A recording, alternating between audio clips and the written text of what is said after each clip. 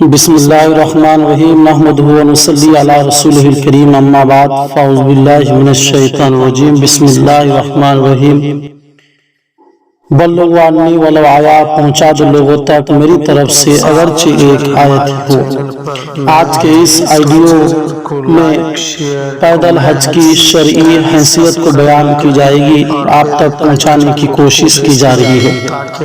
اس audio کا پس منظر یہ ہے کہ آج کل سوشل میڈیا پر پیدل حج کے تعلق سے بھرپور اور بے جا یہ کوشش کی جا رہی ہے کہ شریعت میں پیدل حج کی کوئی اجازت نہیں ہے، جائز نہیں ہے، اس کا کوئی فائدہ اور اس کی کوئی فضیلت و سعادت حاصل نہیں ہے، اور ہمارے سیدھے سادے نوجوان اور بھولے بھالے عوام سنی مسلمانوں کو اس جیسے بیان اور اس جیسے کیا کہتے ہیں ویڈیو اور آئیڈیو کا شکار کرنے کی بھرپور کوشش کی جا رہی ہے۔ لہذا ضروری یہ سمجھا گیا کہ شریعت میں پیدل حج کی کیا شرعی حیثیت ہے، کیا اس کا تذکرہ ہے، وہ آپ کے سامنے بیان کرنے کی کوشش کی جائے، لہذا سماعت فرمائیں۔ اس آئیڈیو کا خلاصہ یہ ہے کہ پیدل حج شریعت میں جائز ہے، شریعت اس کی اجازت دیتی ہے۔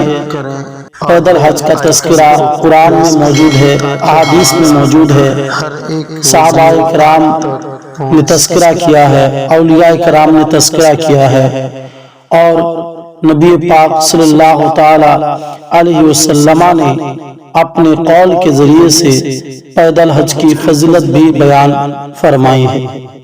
لیکن آج اس آئیڈیو میں صرف قرآن کی آیت کی روشنی میں پیدل حج کی شرعی حیثیت کو بیان کریں گے۔ قرآن میں اللہ تبارک و تعالی خود پیدل حج کا تذکرہ فرمایا ہے۔ آپ قرآن میں سورہ حج آیت نمبر 27 کو دیکھیں، اس میں اللہ تبارک و تعالی ارشاد فرماتا ہے اذن فی الناس بالحج یاتوک رجالا وعلی کل ضامر یاتین من کل فج عمیق۔ اللہ تبارک و تعالی نے حضرت ابراہیم علیہ السلام سے ارشاد فرمایا جب حضرت ابراہیم علیہ السلام نے خانہ کعبہ کی تعمیر مکمل کی کہ اے ابراہیم اذن فی الناس بالحج، لوگوں کو حج کے لیے بلاؤ، لوگوں کو حج کا اعلان کرو۔ آگے اللہ فرماتا ہے کہ تم لوگوں کو حج کے لیے بلاؤ، یاتوک رجالا وعلی کل ضامر، لوگ حج کے لیے تیرے پاس یعنی خانہ کعبہ کے پاس، خانہ کعبہ کا حج کرنے کے لیے لوگ پیدل اور سواری پر دور و دراز سے آئیں۔ آپ نے کیا سنا؟ اس آیت نے یہ صاف طور پر واضح کر دیا کہ پیدل اور سواری دونوں طریقہ اللہ تبارک و تعالی نے اس آیت کے اندر بیان فرمایا۔ خلاصہ کے طور پر یہ کہ اللہ تبارک و تعالی نے حاجیوں کی دو قسمیں عطا فرمائی۔ ایک حاجی وہ ہے جو پیدل حج کرنے جائے، اور دوسرا حاجی وہ ہے جو سواری پر سوار ہو کر کے وہ حج کرنے جائے۔ تو اس آیت کریمہ کے ترجمہ سے آپ کے سامنے یہ بات واضح ہو گئی کہ پیدل حج کا تذکرہ اللہ تبارک و تعالی نے خود قرآن پاک میں ارشاد فرمایا۔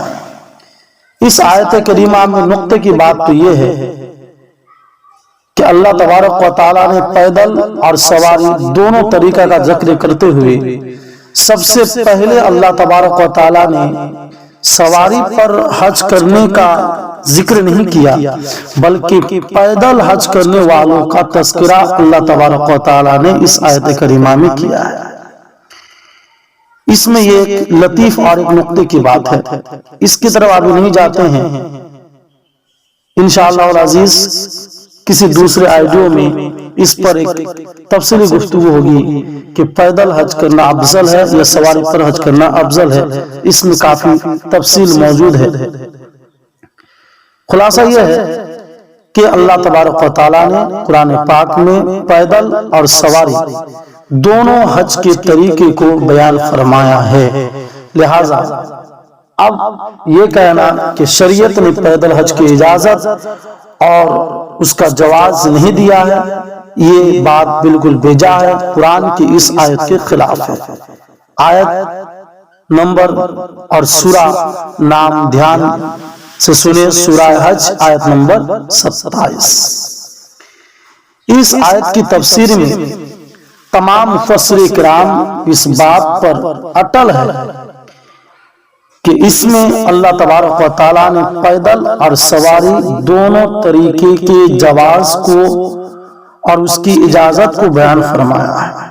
ہاں، کسی نے صراحت کے ساتھ بیان کیا ہے اور کسی نے اشارے سے اور اقتضاء کلام کے ذریعے سے اس چیز کو ذکر کیا ہے۔ ثبوت کے طور پر جہاں پر صراحت کے ساتھ پیدل اور سواری دونوں طریقے کے جواز اور اجازت کا تذکرہ کیا ہے، جن مفسر کرام نے ان میں سے کچھ کا تذکرہ میں آپ کے سامنے پیش کر رہا ہوں تاکہ آپ کو اطمینان حاصل ہو جائے۔ امہات التفاسیر میں سے تفسیر قرطبی کا ذکر آتا ہے۔ تفسیر قرطبی میں اس بات کا ذکر کیا گیا ہے، اس آیت کے تحت تفسیر قرطبی میں آپ دیکھ سکتے ہیں، اس میں تفسیر قرطبی کی عبارت ہے کہ لا خلاف فی جواز الرکوب والمشی، فرماتے ہیں کہ کوئی اختلاف نہیں ہے، لا خلاف کوئی اختلاف نہیں ہے، فی جواز الرکوب والمشی پیدل اور سواری پر حج کرنے کے جواز میں، یعنی صاحب قرطبی نے، صاحب تفسیر قرطبی نے اس بات کو واضح کر دیا کہ پیدل حج کرنے کے سلسلے میں اور سواری پر حج کرنے کے سلسلے میں کسی کا کوئی اختلاف نہیں ہے، سب لوگ اس بات پر متفق ہے کہ آدمی پیدل بھی حج کر سکتا ہے اور سواری پر بھی حج کر سکتا ہے۔ اگلا سماعت کریں، امہات التفاسیر میں سے بھی تفسیر طبری کا ذکر آتا ہے۔ تفسیر طبری میں بھی ذکر کیا گیا ہے، عبارت یہ ہے کہ وَرُخِّصَ لَهُمْ فِي الرُّكُوبِ وَالْمُتَّجِرِ أَيْ الْمَشِي، فرماتے ہیں اس آیت کریمہ کے تحت تفسیر کرتے ہوئے کہ اللہ تبارک و تعالیٰ نے لوگوں کو پیدل حج کرنے میں اور سواری پر حج کرنے میں دونوں طریقے میں اللہ تبارک و تعالیٰ نے لوگوں کو رخصت عطا کی ہے۔ اس کا مطلب یہ ہے کہ اللہ نے پیدل اور سواری دونوں طریقے پر حج کرنے کی اجازت عطا فرمائی ہے۔ اگلا آپ دیکھیں، اگلا تفسیر آلوسی کا ذکر ہے۔ اس آیت کے تحت تفسیر آلوسی میں لکھتے ہیں کہ وَفِي الْآیَةِ دَلِيلٌ عَلَى جَوَازِ الْمَشِي وَالرُّكُوبِ فِي الْحَجِّ، لوگ کہتے ہیں کہ پیدل حج پر کوئی دلیل نہیں ہے اور اس پر کوئی ثبوت اور کوئی حدیث وغیرہ نہیں ملتی۔ حدیث کی بات تو ہم بعد میں کریں گے، حدیث میں اس کا کیا ثبوت ہے کیا نہیں ہے۔ تفسیر آلوسی میں علامہ آلوسی لکھتے ہیں کہ اس آیت کریمہ میں دلیل ہے علی جواز المشی والرکوب فی الحج، پیدل اور سواری حج کرنے کے جواز پر۔ انہوں نے صاف طور پر بیان کر دیا کہ اذن فی الناس بالحج یاتوک رجالا وعلی کل ضامر، یہ آیت کریمہ سورہ حج آیت نمبر 27 یہ پیدل حج کی دلیل ہے اور دلیل صریح ہے۔ اس کے بعد اگلی تفسیر کا آپ تذکرہ سنیں، علامہ جلال الدین سیوطی۔ علامہ جلال الدین سیوطی کو کون نہیں جانتا؟ علامہ جلال الدین سیوطی کی کتابوں کو پڑھ کر کے آدمی عالم بنتا ہے، محقق بنتا ہے اور مفتی بنتا ہے۔ تفسیر جلالین ان کی کیا کہتے ہیں، ایک شاہکار تصنیف ہے، علامہ جلال الدین سیوطی علیہ رحمہ۔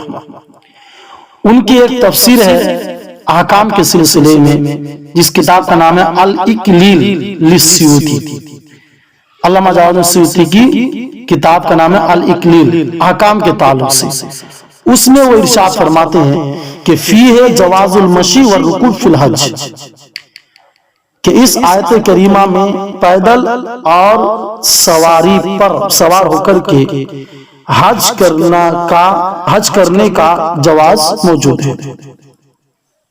اس کا مطلب یہ ہوا کہ علامہ جلال السیوطی نے بھی پیدل حج کے جواز کا تذکرہ اس آیت کریمہ کے ذریعے سے ارشاد فرمایا ہے۔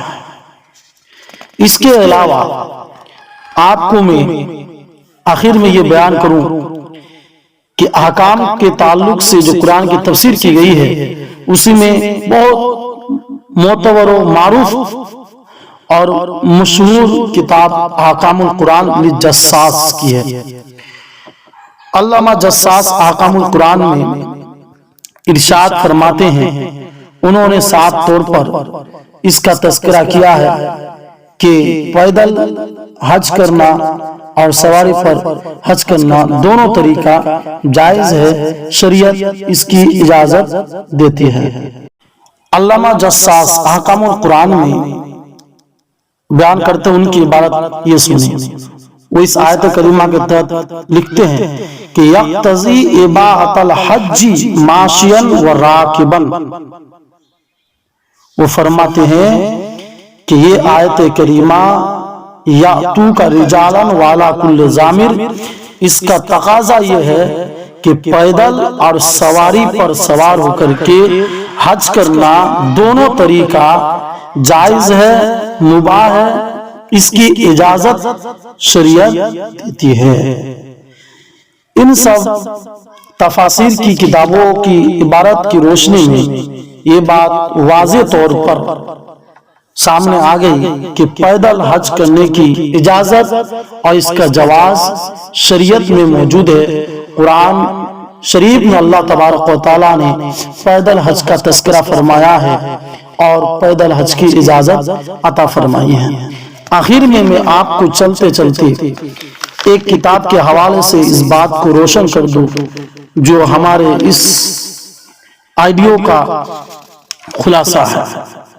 خلاصہ یہ ہے کہ پیدل حج اور سواری پر حج کے جواز کا تذکرہ جو ہم نے پہلے بیان کیا، صرف جواز ہی نہیں بلکہ فتح الملک المعبود ایک کتاب ہے، اس میں تو یہاں تک لکھا کہ وفی ھذا دلیل علی جواز الحج راکبا و ماشیا، کہ اس میں دلیل ہے پیدل اور سواری پر حج کرنے کے جواز پر۔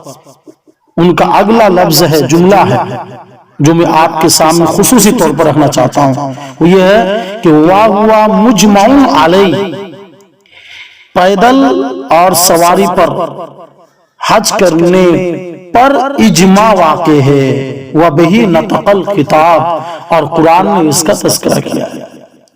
انہوں نے صاف طور پر خلاصہ کر دیا کہ پیدل حج کے جواز پر اور سواری پر سوار ہو کر کے حج کے جواز پر سب کا اتفاق ہے، سب کا اجماع واقع ہے اس پر، اس میں کوئی اختلاف نہیں ہے۔ لہٰذا ان سب کتابوں کی روشنی میں اور قرآن کی اس آیت کی تفسیر کی روشنی میں اور اس کے ترجمہ کی روشنی میں یہ بات واضح ہو گئی کہ پیدل حج کی اجازت اور اس کا جواز خود اللہ تبارک و تعالیٰ نے سورہ حج آیت نمبر 27 میں عطا فرمائی ہیں۔ لہٰذا آپ پیدل حج کو لے کر کے یہ بات کہنے کی بالکل گنجائش نہیں کہ پیدل حج کا جواز نہیں ہے اور شریعت میں اس کی اجازت نہیں، بلکہ ایسا کہنا قرآن کے خلاف ہوگا اور قرآن کی اس آیت کے مخالف قرار دیا جائے گا۔ اور رہی بات کہ پیدل حج کی فضیلت کیا ہے، پیدل حج افضل ہے یا سواری پر حج کرنا افضل ہے، اور پیدل حج ہمارے اسلاف نے کیا ہے، صحابہ نے کیا ہے یا انبیاء کرام نے کیا ہے، تو ان سب کا تذکرہ کتابوں میں موجود ہے۔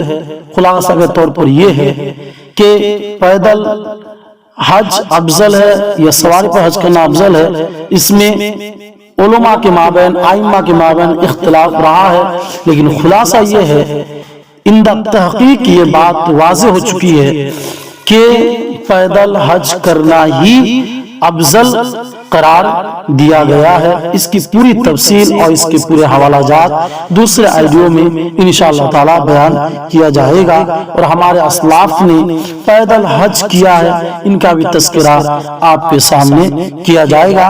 لیکن آخر میں ایک بات سن لیں کہ پیدل حج ہندوستان کا سب سے پہلا آدمی ہی نے دنیا میں پیدل حج کیا تھا، اور وہ کوئی دوسرا نہیں، وہ حضرت آدم علیہ السلام کی ذات ہے، جنہوں نے خانہ کعبہ کو بنانے کے بعد ہندوستان سے 40 حج پیدل کیا تھا۔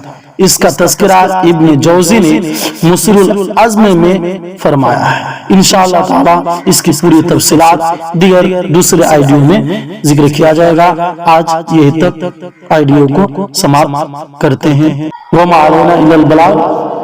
خدا حافظ۔